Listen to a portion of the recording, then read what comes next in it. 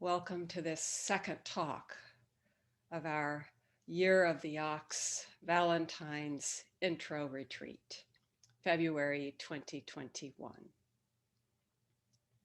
Yesterday, by way of introduction, we visited the story of Shakyamuni Buddha's awakening, and we looked at the fruits of this practice that arise right here, right where we are.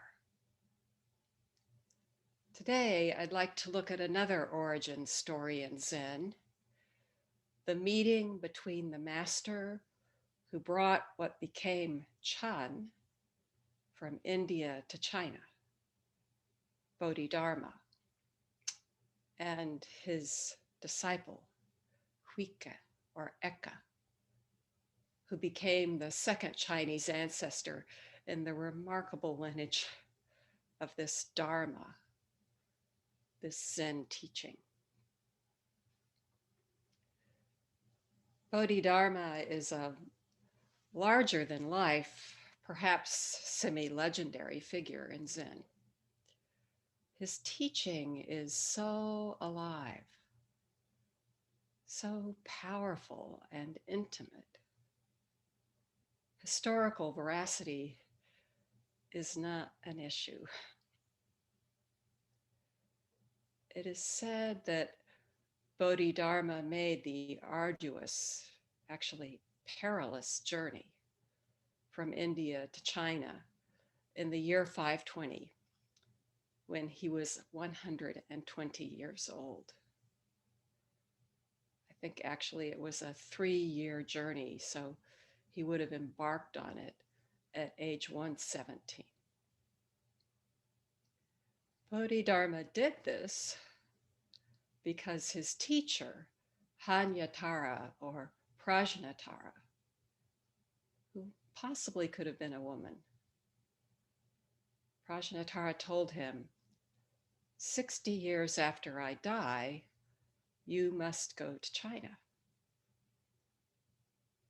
The emperor in China at the time, Emperor Wu, was a great patron of Buddhism, practicing, building temples, and even teaching.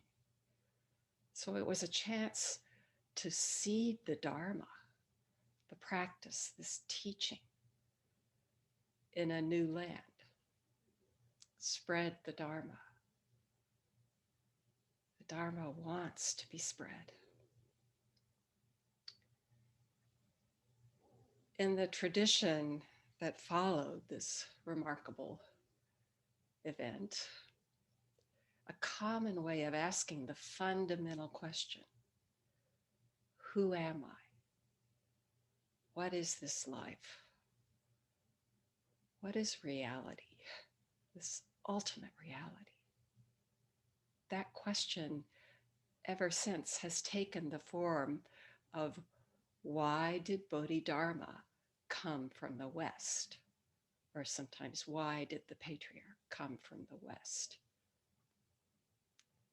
We might rephrase the question, why did Zen come from the East? Or more to the point, what is this? What is this? This. Bodhidharma met with the emperor, then crossed the Yangtze River on a reed, it said, and sat facing a wall for 9 years, sitting wall still. He transmitted the practice that we're now earnestly doing, which has for about 1,500 years been called wall gazing. Sit for a while, and you may begin to wonder if you are gazing at the wall, or if that wondrous wall is gazing at you.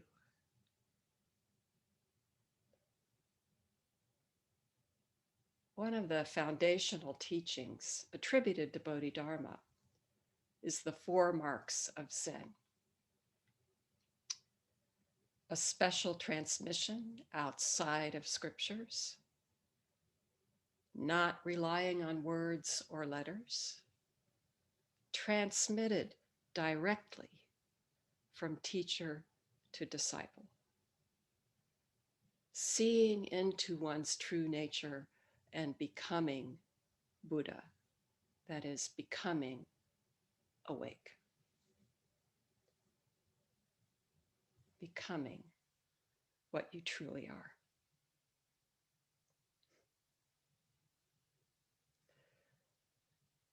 Most of us know that Mountain Cloud's taproot is the Sanbo Zen tradition, this blend of Soto and Rinzai, 2 of the enduring schools of Zen that came out of China and Japan. Soto and Rinzai, so just sitting or silent illumination and this sudden awakening, which is deeply engaged in koan study. What we're doing is a blend and quite an open tent. Today, I'd like to take up a koan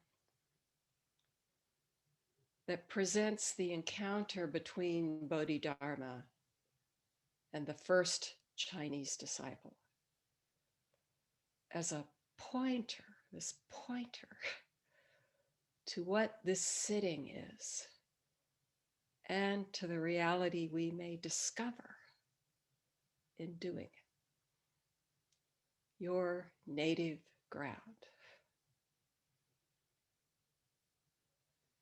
So first, a reminder or a note about a teisho or dharma talk. As Bodhidharma put it, this practice is beyond words and letters.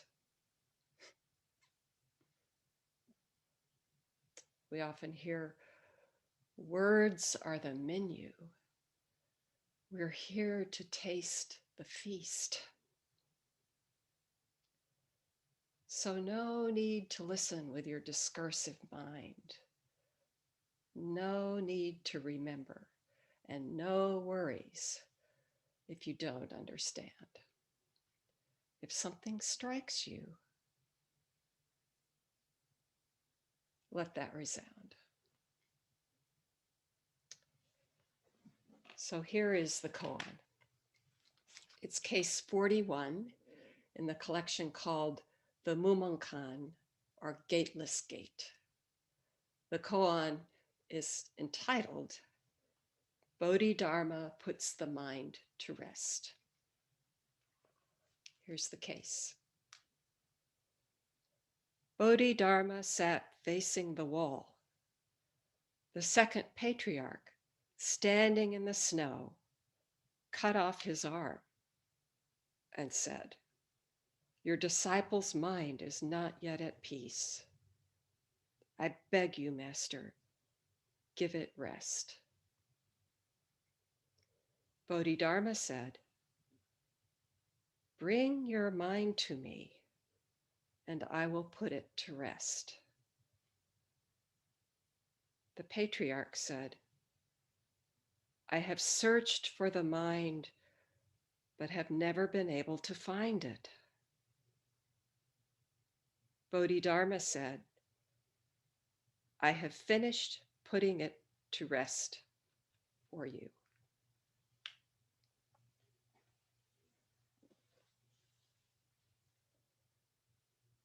Bodhidharma sat facing a wall.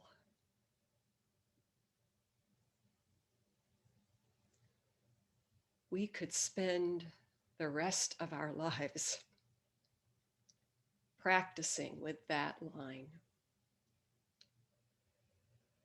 It carries the weight and dynamism of 9 years of Bodhidharma's sitting, 9 years in the wake of 100 years of practice. Such weight, light as a feather, wide as the sky. We are sitting in his sitting.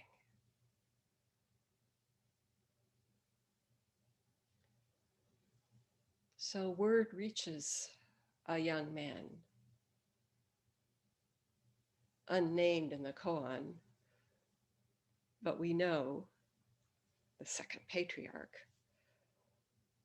His given name, before he became Eka, is Jinko. So Jinko had studied religious traditions. He had read widely, but he is not at peace with himself. He hears of Bodhidharma, travels to the place where Bodhidharma is sitting, and asks for teaching.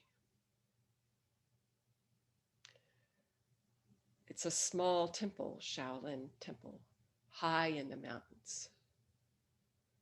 As the story goes, Jinko stands outside the door waiting. He waits through the night, standing there in a heavy snowfall, snow up to his knees. Just waiting, standing. At dawn, Bodhidharma speaks. What are you asking for standing in the snow? Jinko says, Your Reverence, please open the gate of mercy and save all beings.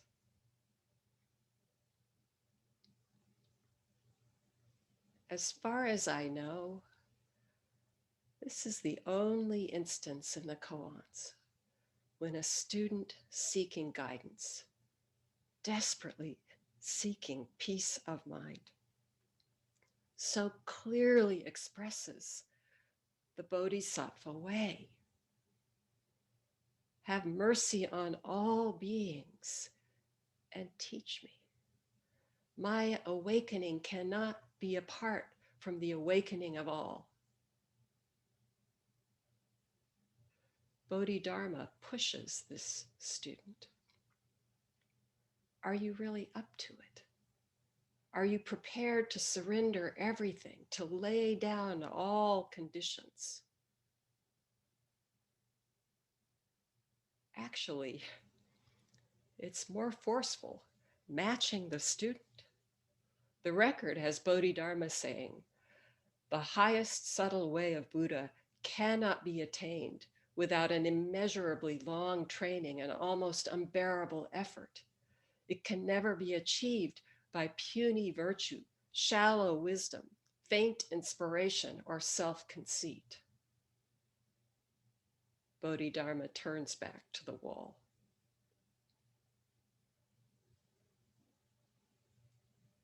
At that point in the story, Jinko's yearning becomes all the more urgent. It is said that he pulls out a small sword from inside his robe, cuts off his left arm at the elbow, and presents it to Bodhidharma.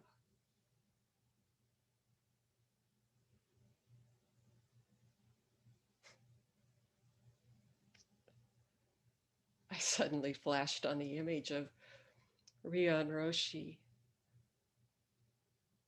talking about this scene, and how would he do that? Like, it's impossible.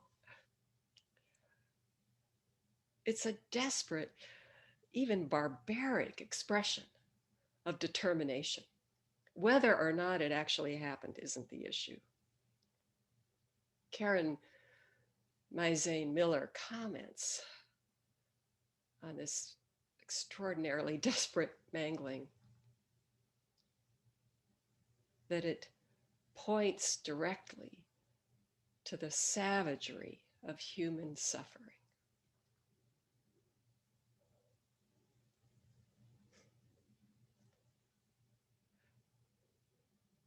The operative word there is suffering.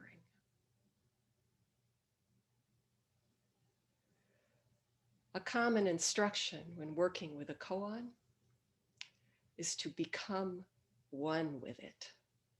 Be the koan. In this case, that clearly doesn't mean you should cut off your arm or in any way mutilate what Buddha calls your fathom-long body. This fathom-long body, this vehicle. But what are we being shown to cut off? The Buddha often said, I teach one thing and one thing only, suffering and the end to suffering. The word for suffering is dukkha in Pali, with a slightly different spelling in Sanskrit, dukkha. It carries the meaning of disease, dis-ease, dissatisfaction, dislocation, dysfunction, an image likened to a wheel that's out of alignment, off its axis. It can't roll freely, can't function as it's meant to. In the Four Noble Truths, the Buddha teaches that the root cause of our suffering is craving, our sense of lack. Not enough. I'm missing something. What's wrong with me? This sense of craving plays out in what's called the three poisons, this tradition, these three poisons: greed, ill will, and delusion, or greed, anger, and ignorance. This greed, this craving, this wanting, not enough, not enough. I lack, I want, and not wanting. This defending, and then not seeing who we truly are. We just don't see.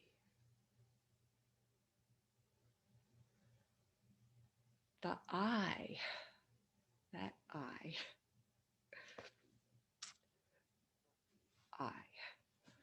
stands out in all of these configurations. That separate I set up at the center of our experience, the delusive, constructed self, propped up by a false sense of security. No wonder we suffer. We see this playing out now in our world in so many ways.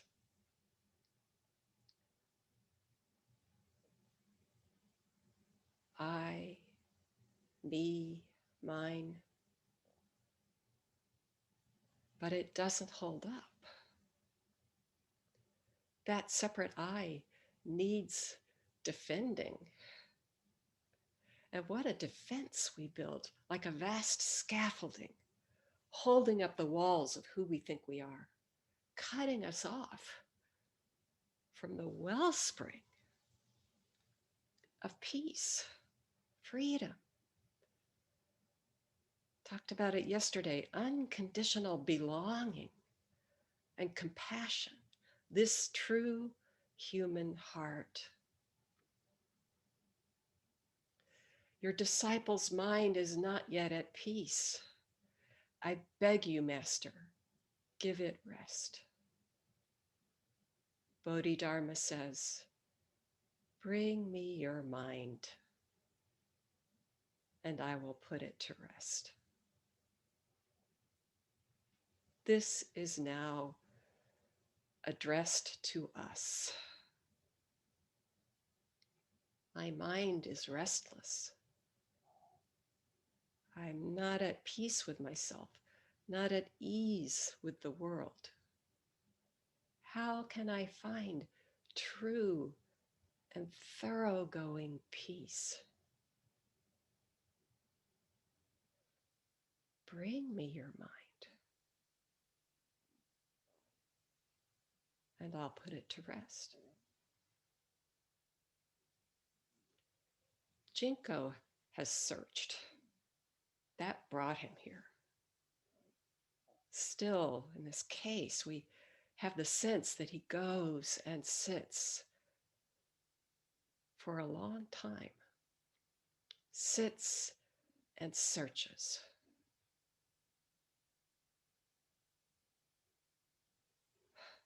Searches for his mind.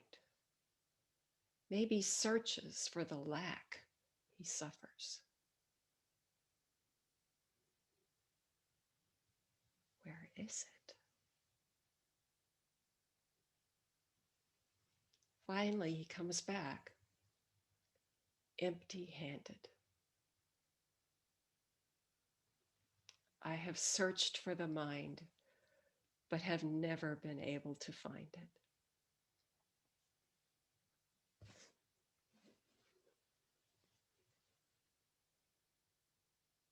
Bodhidharma says, I have finished putting it to rest for you.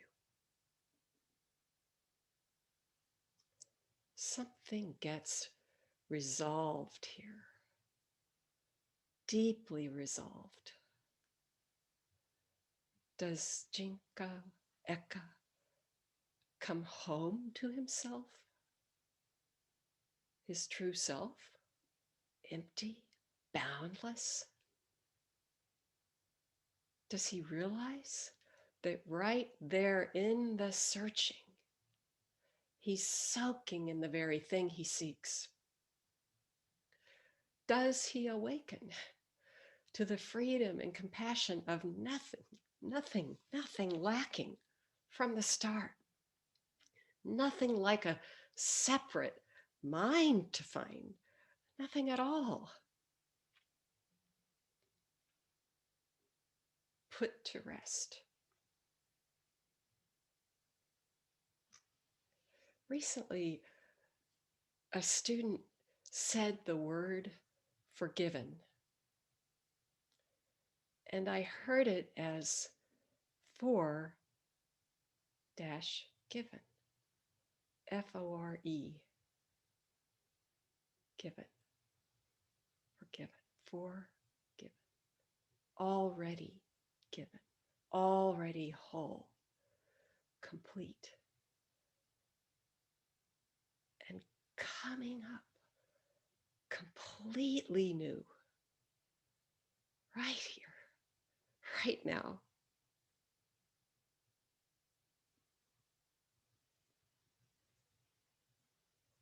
There, I have put it to rest for you.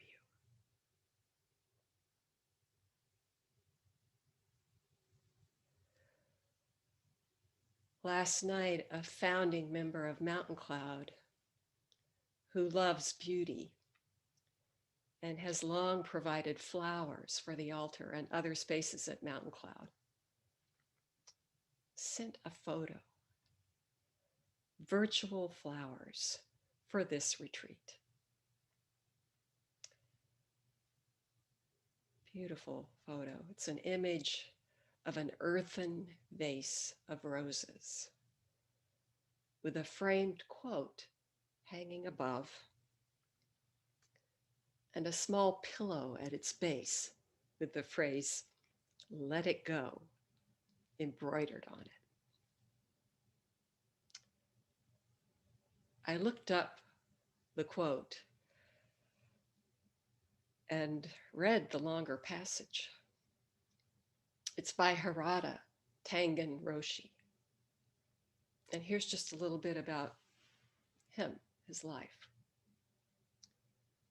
Tangen's mother died giving birth to him in 1924. Apparently, she had a premonition and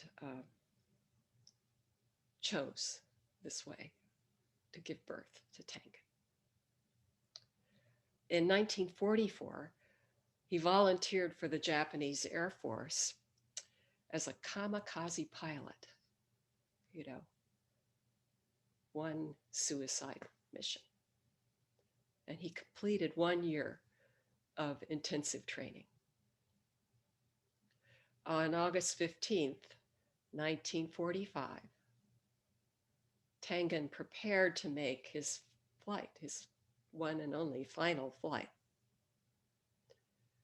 After the traditional cup of sake, he was about to board his plane when the Japanese Emperor Hirohito's voice announced over the loudspeakers that Japan had surrendered.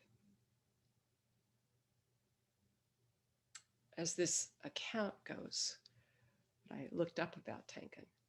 It says, Tengen remembered running down the runway, screaming in anger and disbelief, unable to comprehend that he could not complete his mission of sacrificing his life for family, friends, and country.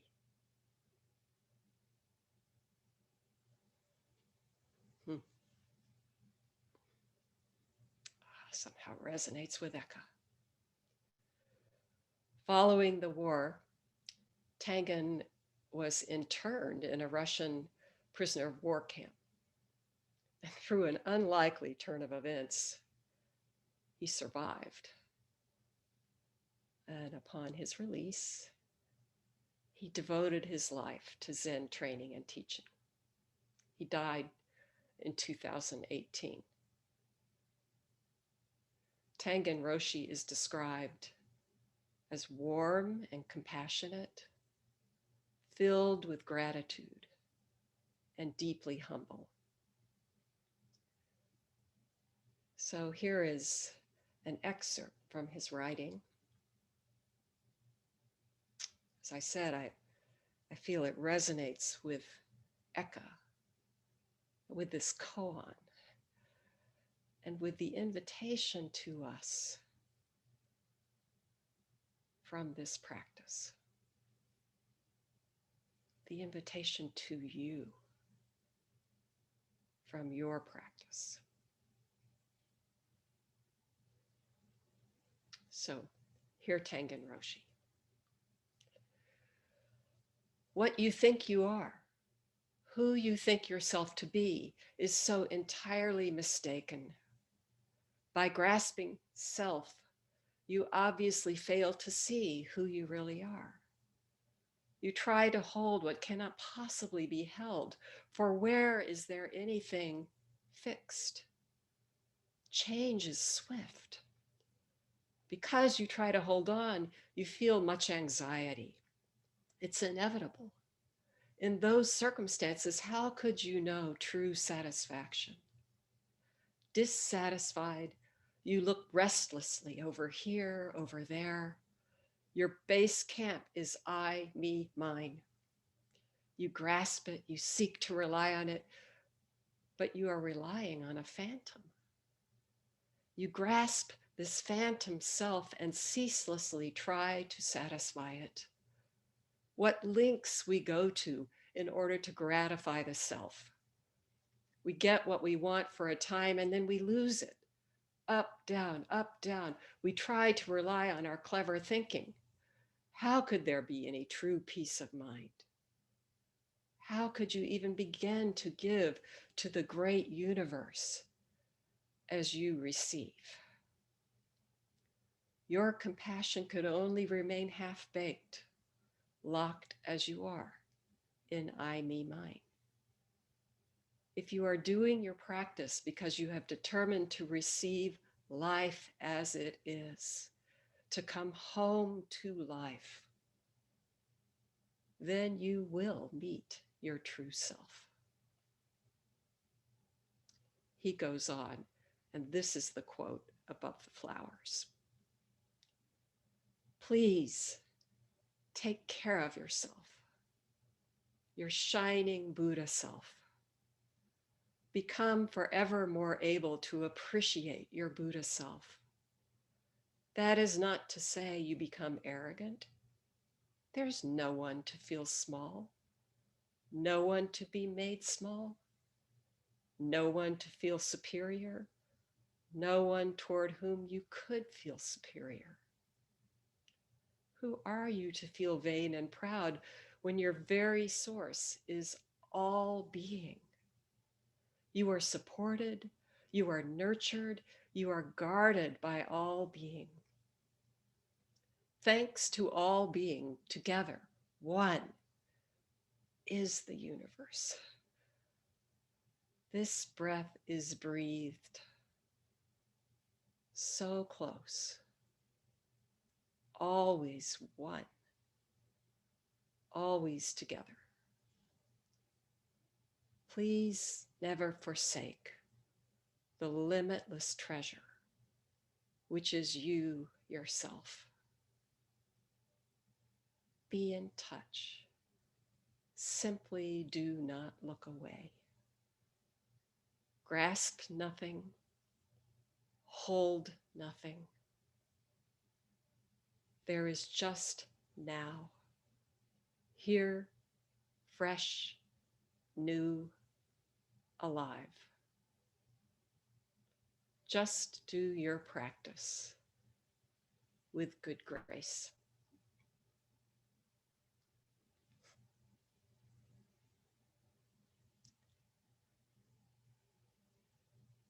Such grace. Let us receive it with empty hands and continue our practice.